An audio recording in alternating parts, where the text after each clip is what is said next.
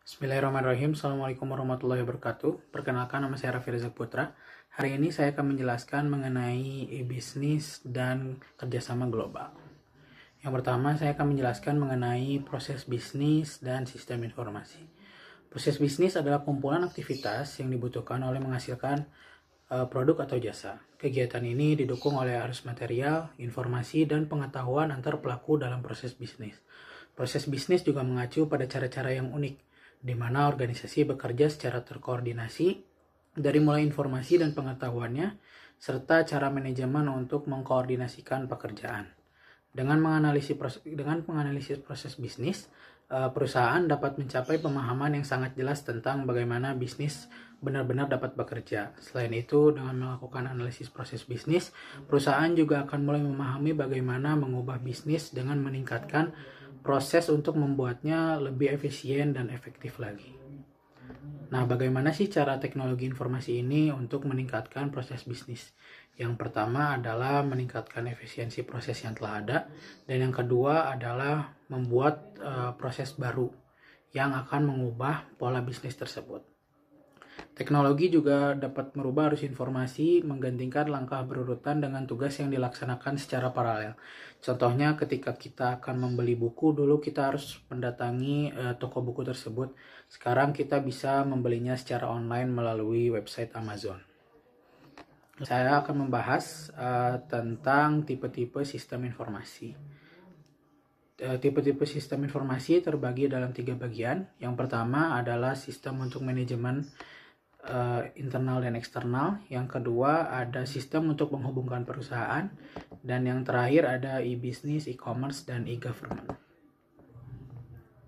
Yang pertama ada sistem pengolahan transaksi.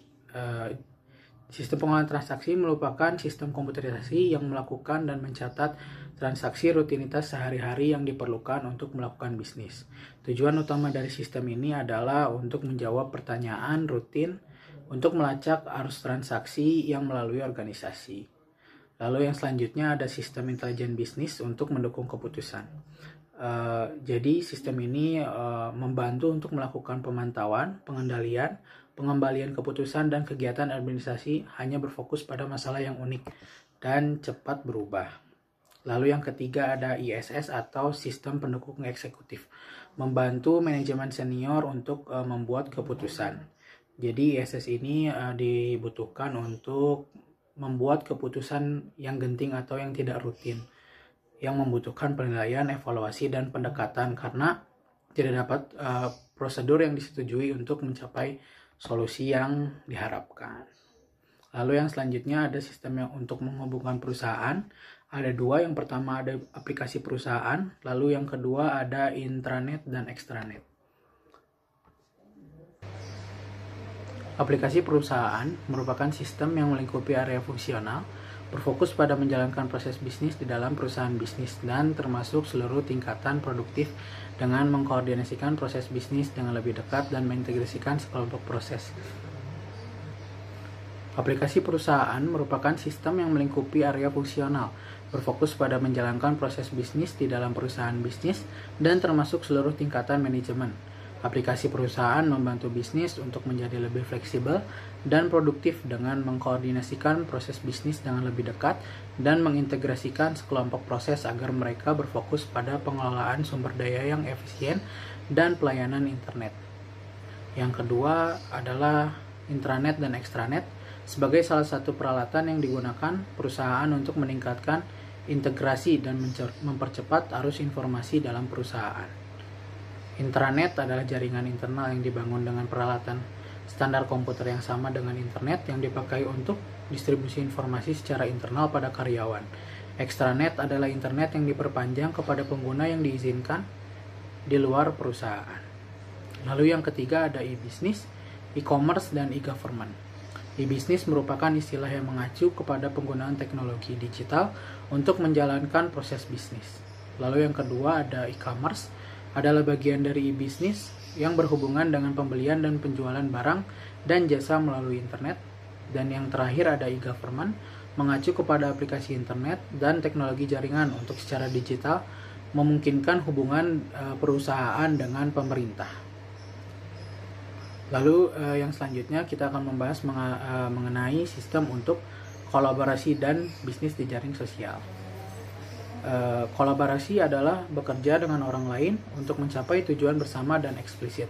Kolaborasi berfokus pada tugas atau prestasi dan biasanya membutuhkan waktu menempatkan dalam organisasi bisnis tersebut.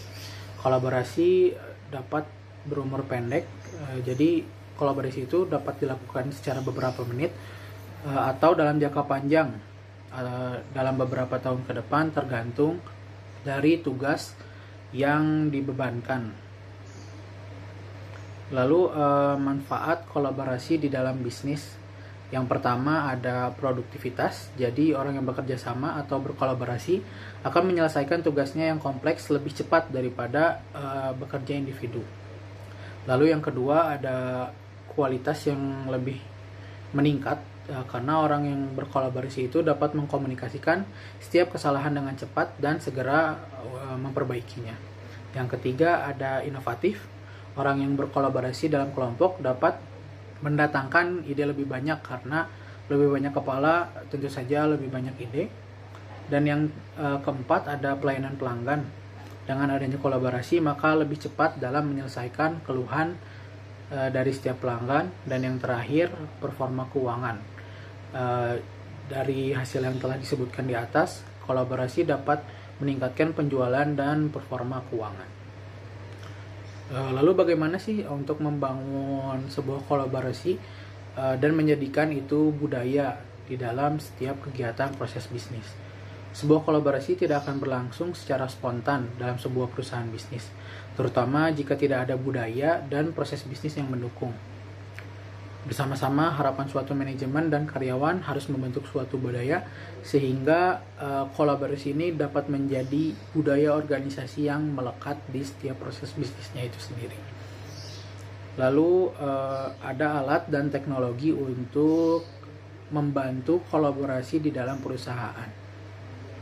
Banyak alat-alat atau tools untuk menciptakan kolaborasi di dalam sebuah proses bisnis.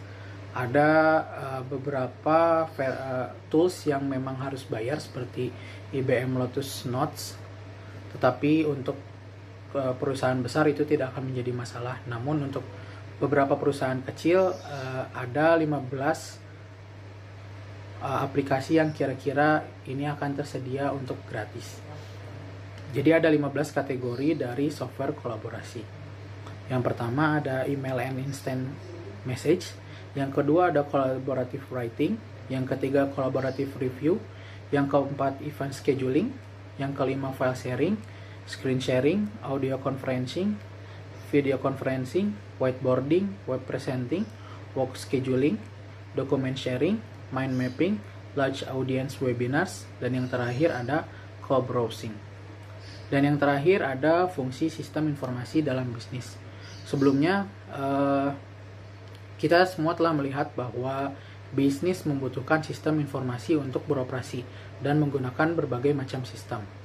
Pengguna akhir mengelola sistem ini dari sudut pandang bisnis. Namun, dalam mengelola teknologi memerlukan fungsi sistem informasi khusus, yaitu bagian sistem informasi yang bertanggung jawab untuk menjaga hardware, software, penyimpanan data, dan yang lain-lain. Departemen Sistem Informasi ini dipimpin oleh seorang CEO atau Chief Information Officer yang memiliki latar belakang bisnis serta mempunyai keahlian dalam sistem informasi dan menjadi pemimpin dalam mengintegrasikan teknologi ke dalam strategi bisnis di dalam perusahaan itu sendiri. Lalu ada juga yang disebut dengan CSO atau Chief Security Officer yang bertanggung jawab atas keamanan sistem informasi bagi perusahaan dan bertanggung jawab untuk mengakses keamanan mengenai informasi perusahaan. Lalu yang ketiga ada CPO yang bertanggung jawab untuk memastikan perusahaan mematuhi setiap hukum mengenai privacy data. Jadi seperti konsultan hukumnya CPO itu. Lalu yang terakhir ada CKO yang bertanggung jawab untuk pengetahuan perusahaan mengenai program manajemen. Mungkin sekian informasi yang dapat saya sampaikan. Terima kasih atas perhatian teman-teman dan mohon maaf bila ada kekurangan. Assalamualaikum warahmatullahi wabarakatuh.